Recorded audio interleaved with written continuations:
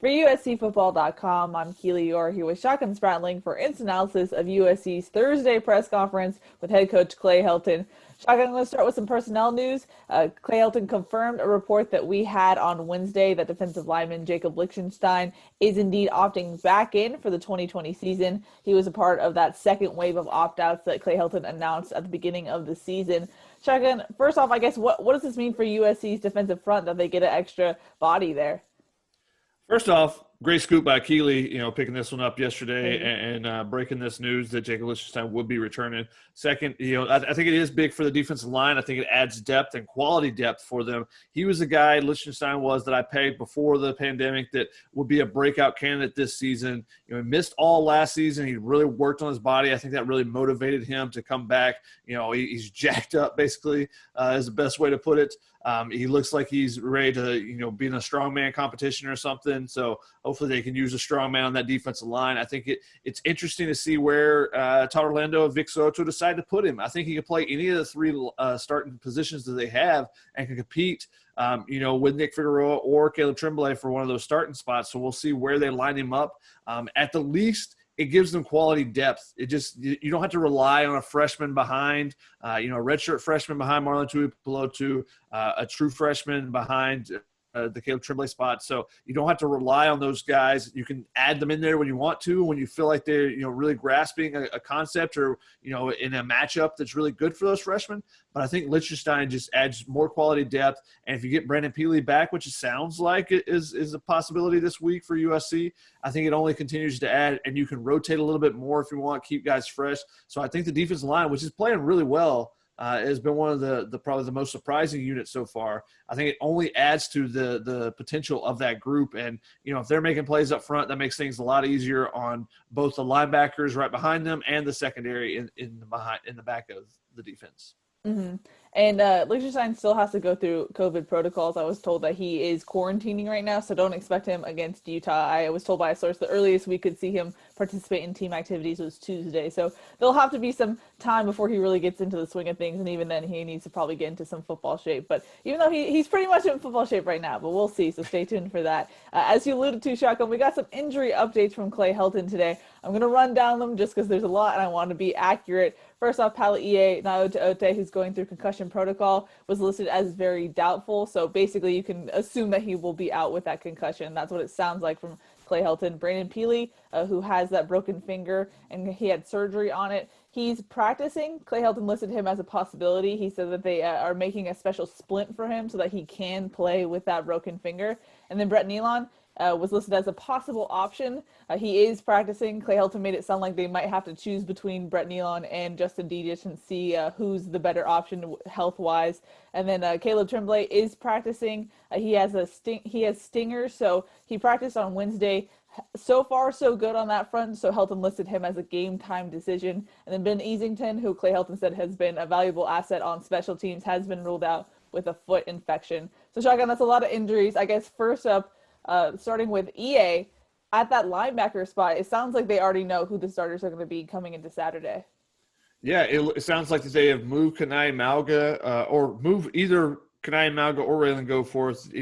Clay Helton didn't really specify. He did say that they had been running with the ones, those two together, who had been competing for the spot beside EA throughout camp. And Kanai obviously had the hamstring issue, which allowed Raylan to kind of push forward there. So you're going to see Kanai and Raylan as your starting guys on Saturday, it sounds like, with Raymond Scott and Tuasivi Nomura kind of bumping up into the two deep, those two being the backups.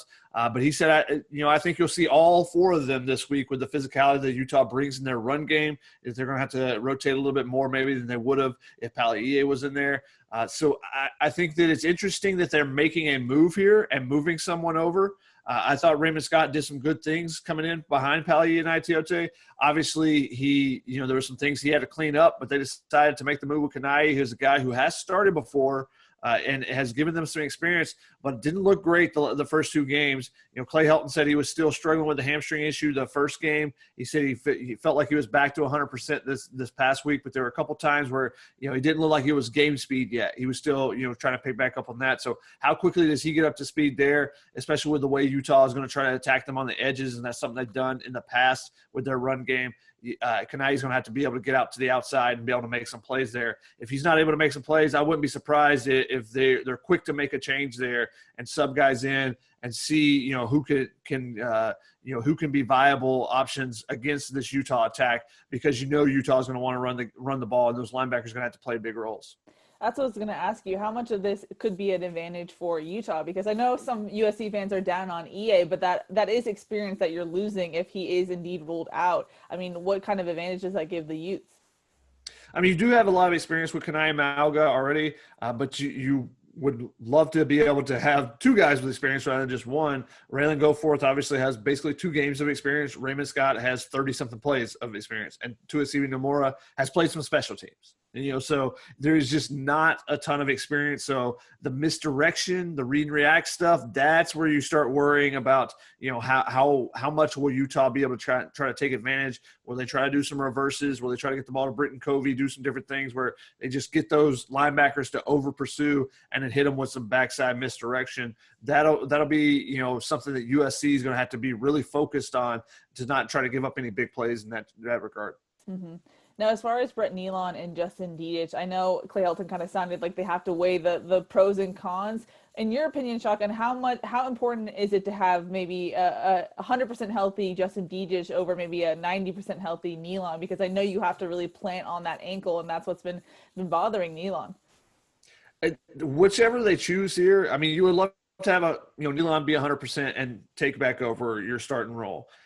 What you have to determine if you're USC is who's not going to get pushed back, because that's been a problem with both centers the first 2 games. Those short yardage situations, there's been a couple plays where the centers get pushed back. First off, take care of the snaps and take care of the calls before the snap, the pre-snap reads. USC has confidence in both those guys to do those 2 things. And that's the first things you have to do as a center. But now moving on to the next step, who can create some blocks for the offensive line that are going to open up lanes rather than getting pushed back and causing plays to get disrupted. You feel confident in those guys in their pass rush. They've been pretty good with that. There's been a couple times where the pocket's been on Keaton Slovis as well. That's the biggest thing. If Brett Nealon is not 100%, is he going to be able to take on, a defensive front of Utah that goes for across and usually has some big, thick dudes in there that, are super strong 4th and 5th year guys like Lecky Fotu and John Penasini last year, 2 guys that, were in NFL camps going in the preseason. Are you going to be able to stop those guys? Because you saw last year against BYU how, the pocket being pushed back just disrupts everything in this offense. I think that was the best example. There were a couple other times it happened too. If those centers can't be anchors, then you're going to have to start double teaming those guys inside and leaving extra blockers in and leaving guys on the edge kind of one-on-one. And, I think it'll be interesting to see how they attack that problem.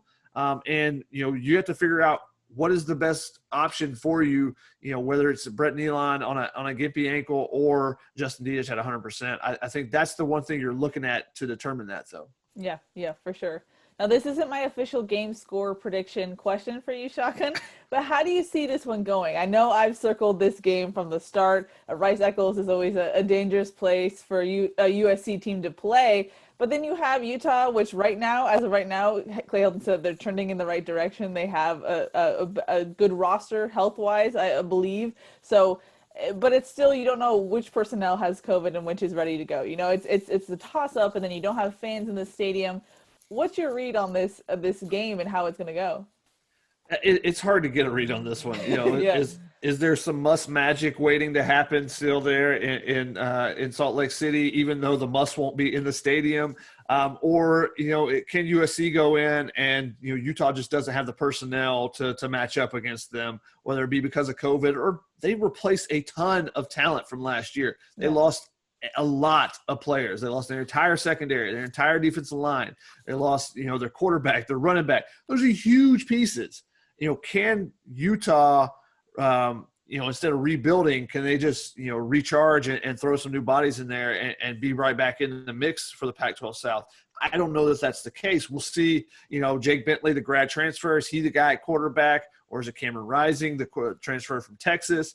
There's options there for them that could be quality options, but unproven to an extent at certain positions. So it's hard to get a great read on this. Clay Helton said, he was asked, how do you feel, or how are you going to feel if you get a comeback win in this one like you had the last 2 weeks versus getting a dominant win? He said, hey, every coach wants to get a dominant win, but at the end of the day, it's about winning. And particularly in this matchup, because this matchup has been the one that's basically determined the Pac-12 South, for the last 5 or 6 years. It's been such a major factor in that race that they're going to go up there and try to win any way they can.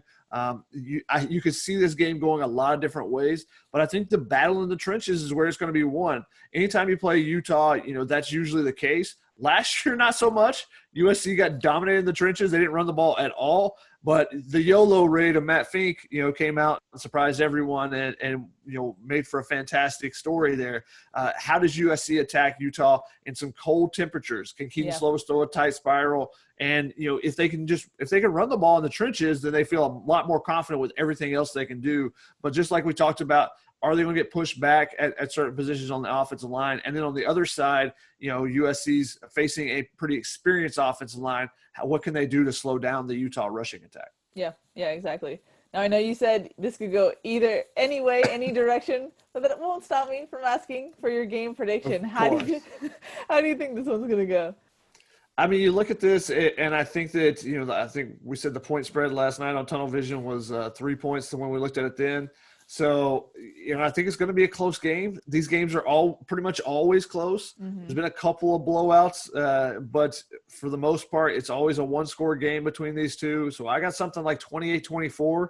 But you never know if it gets kind of wacky and crazy and suddenly, USC blows them out. I wouldn't be shocked by that. Yeah. But I think just the history of these two teams playing against each other, I think the coaches have a pretty good read on each other's staffs, so that keeps the games close as well. I think it'll be a 28-24 ball game.